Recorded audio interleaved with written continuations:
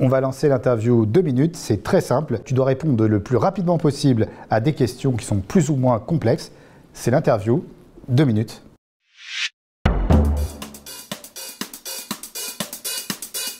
Simon, tu voulais faire quoi quand tu étais petit? Pilote d'avion comme Buck Danny.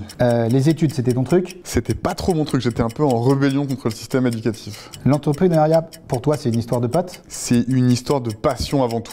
Tu t'es dit quoi la minute où App Gratis s'est fait kill? C'est merde. Est-ce que tu as toujours un iPhone? J'ai toujours un iPhone, ouais. Est-ce que tu es rancunier? Je suis pas rancunier, mais j'oublie pas. Comme on dit, mais du en coup, Charente-Maritime. t'es plus Apple ou Android? Je suis assez fan d'Apple, en vrai. Fleur Pellerin, c'est une copine à toi? Elle a pas répondu à mon dernier SMS. Peut-être que tu aurais dû utiliser un push? Peut-être que j'aurais dû lui envoyer un petit push, ouais. Pourquoi on parle de Fleur Pellerin? On en parle parce que c'était la ministre du numérique de l'époque en 2013 et elle était venue faire un speech dans nos bureaux sur la neutralité du net et la dépendance aux GAFA, justement la semaine où on s'était fait déréférencer par Apple. Quand tu as tout perdu, est-ce que tu as perdu des amis? Non, c'est ce qui reste. Quand tu as tout perdu, c'est ce qui reste vraiment. Si tu devais recommencer App Gratis, est-ce que tu ferais pareil? Absolument pas. Pour toi, App Gratis, c'était un échec ou un tremplin? C'était une des grandes expériences formatrices de ma vie. Est-ce que tu veux qu'on arrête de parler d'App Gratis? J'ai l'impression qu'on va pas arrêter de parler. En fait, plus le temps passe et plus on m'en parle. J'ai encore des trucs cette semaine. J'ai 2 émissions après la tienne où on va encore parler d'App Gratis. Je m'en sors pas. Est-ce que tu es fier de Batch.com? Je suis extrêmement fier de ce qu'on fait avec Batch et de ce qu'on a réussi à faire et les gens qui nous ont rejoints. Ouais. Alors, c'est quoi Oui.ai?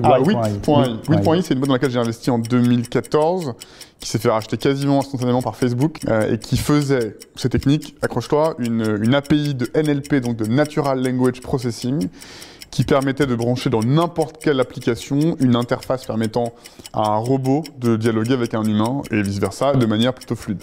Est-ce que tu as des nouvelles idées d'app? J'ai une idée de business qui me trotte dans la tête depuis longtemps. Ouais, je sais pas si je vais t'en parler, mais ça m'obsède depuis des années. Un jour, si je remonte quelque chose, peut-être que ça sera ça. Est-ce que Batch.com, tu souhaites le vendre? Peut-être un jour, mais là, on est tellement en croissance, si tu veux, qu'on va plutôt essayer de décupler le business et peut-être qu'un jour, on sera racheté tellement la boîte est chambée. Ouais. C'est qui la personne qui t'a le plus aidé dans ce métier? Écoute, j'ai eu plusieurs gens qui ont un peu agi comme un peu comme des mentors, des coachs. Il y en a eu plusieurs successivement. Il y a eu mon tout premier associé quand j'avais 17 ans, Christophe Denoroy, que j'ai perdu de vue. Ensuite, il y a eu Pascal Lévy-Garbois, qui était un des 4 cofondateurs de Virtuose, qui m'a conseillé, accompagné, qui a vraiment été un ami, un mentor, un ami. Et plus récemment, sur les 10 dernières années, un des tout premiers business angels qui a investi chez App Gratis, qui est pas très connu, mais qui gagne à l'être, qui s'appelle Franck Luer. Qui m'a énormément apporté. Très connu, on le connaît. Ouais, je dis ça parce que... mais qui m'a beaucoup Notify, absolument. Qui m'a accompagné pendant longtemps et qui m'a vraiment amené des choses que je comprenais mal, que je connaissais pas et qui a été un soutien indéfectible pendant 10 ans. Ouais. Et la personne qui t'a mis le plus de bâtons dans les roues? Moi-même. C'est un peu une réponse à l'américaine, mais ouais, je suis mon meilleur ennemi. La politique, ça te branche? Écoute, ouais, ça m'intéresse intellectuellement, mais je me verrai jamais faire de la politique moi-même. Est-ce que tu trouves qu'en France, on est en retard au niveau digital? On est en retard au niveau anglais, je peux te dire. Notre grand problème aujourd'hui, c'est qu'on n'a toujours pas fait de la maîtrise de l'anglais une grande cause nationale autour de laquelle on arc-boute toutes les bonnes volontés. Et du coup, on est encore très limité à notre périmètre culturel franco-français. C'est quoi tes conseils au gouvernement pour une meilleure transition digitale? Ça, c'est mon sujet préféré.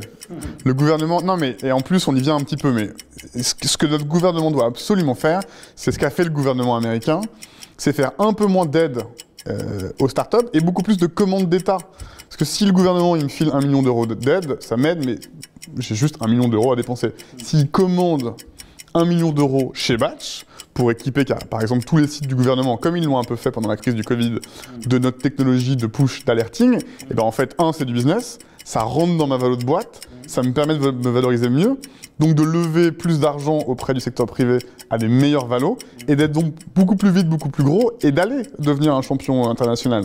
Et donc ça, l'État américain l'a fait parfaitement, c'est des énormes consommateurs clients de Palantir, Facebook, Google, Microsoft depuis toujours.